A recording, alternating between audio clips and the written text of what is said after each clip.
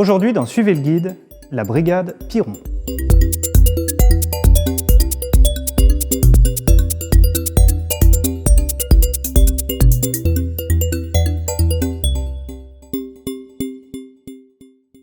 Et oui, ce sont bien des Belges les premiers libérateurs de la ville de Montivilliers, contrairement à une espèce de légende un peu répandue, comme quoi c'était les Canadiens. D'ailleurs, pourquoi cette légende? Tout simplement parce que dans les deux cas, ce sont des soldats qui portent un uniforme anglais et qui parlent français. Sauf que dans le cas de Montivilliers, les Belges arrivent les premiers. Mais qui sont-ils? Eh bien, ce sont des volontaires de guerre qui ont répondu à l'appel du 26 juin 1940. La France possède son appel du 18 juin, la Belgique a la même chose le 28 juin. Le 26, pas le 28. On vient de le dire en plus. Ils sont à peu près 2500 à arriver en Grande-Bretagne à partir de la fin de l'année 1940 et constituent un groupement belge, l'équivalent en quelque sorte des Français libres. En vérité, elle s'appelle Brigade Piron à partir de 1942, lorsque le commandant Jean-Baptiste Piron prend les rênes de la brigade. En revanche, elle ne participe pas au débarquement du 6 juin, et il faudra attendre le 8 août 1944 pour que la brigade débarque à Aromanches pour les véhicules, à Courseulles pour la troupe. Le 17 août 1944, la brigade commence l'opération Paddle. Qu'est-ce que c'est que l'opération Paddle? C'est tout simplement, et encore, c'était pas si simple que ça, faire en sorte que tous les Allemands franchissent la Seine pour pouvoir ensuite les pousser en dehors du territoire français. Que fait l'escadron blindé? Eh bien tout simplement un rôle de reconnaissance pour l'armée anglaise. Et c'est précisément ce rôle de reconnaissance que l'escadron blindé aura également sur le territoire de Montivilliers. Et oui, le temps passe, et le 31 août, la brigade franchit la Seine. Après une nuit de repos à Valiquerville, juste à côté d'Yvetot, la brigade est missionnée par les Anglais pour observer les défenses du Havre. La prise du Havre, c'est une des grosses priorités de l'armée britannique.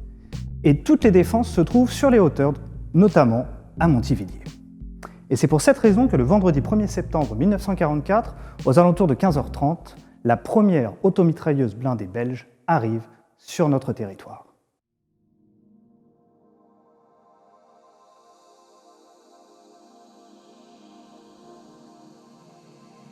C'est exactement à cet emplacement qu'arrive la première automitrailleuse belge qui s'appelait Bout en Train.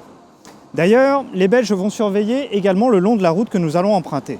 En gros, les 3 automitrailleuses se mettront de cet emplacement jusqu'ici, dans ce virage, celui du Clos Fleury. Il faut bien imaginer que sur cette route, les habitants de Montivilliers vont enfin prendre contact avec les premiers libérateurs. En effet, des échanges de coups de feu avec des soldats allemands venus acheter du beurre et le tir d'une automitrailleuse dans cette grange vont déclencher un incendie qui va avertir les Montivillans que quelque chose se passe.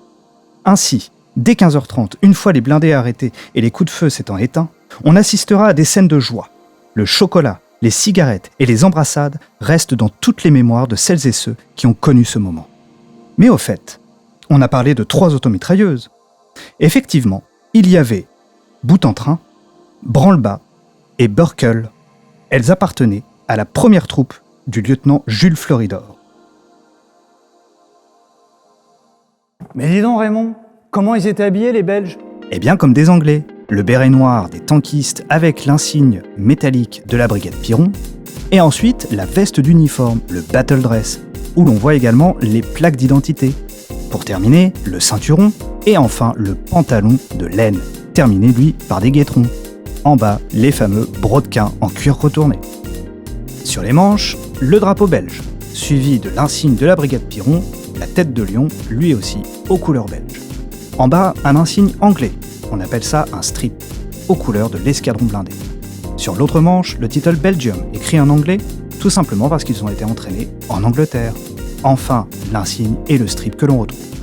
En revanche, les Belges ne vont pas participer à l'opération Astonia, qui est la prise du Havre. En effet, même s'ils reviennent sur le territoire de Montivilliers le 2 septembre à 8h30 du matin, un contre-ordre de l'armée anglaise les rappelle à Saint-Romain-de-Colbosc. À 10h, ils doivent faire mouvement vers la frontière belge, qu'ils passeront le 3 septembre 1944 pour enfin foncer dans Bruxelles, libérée le 4 septembre 1944. Mais tout ceci est une autre histoire. En attendant, n'oubliez pas le guide.